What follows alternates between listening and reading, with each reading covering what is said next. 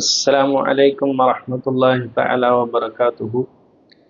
மதிப்பிற்குரிய தமிழக ஆலிம்களே, இன்றைய தினம் நாம் ஒரு முக்கியமான விஷயத்தை பார்க்க இருக்கிறோம்.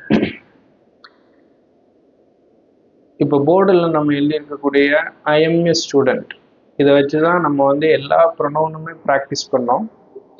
இப்போ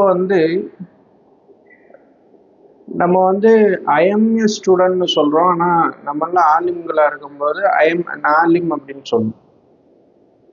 அப்போது ஸ்டூடெண்ட்னு சொல்லும்போது ஏ யூஸ் பண்ணுறோம், ஆலிம்னு சொல்லும்போது ஆன் யூஸ் பண்ணுறோம். நான் ஒரு மாணவன், நான் ஒரு ஆலிம்.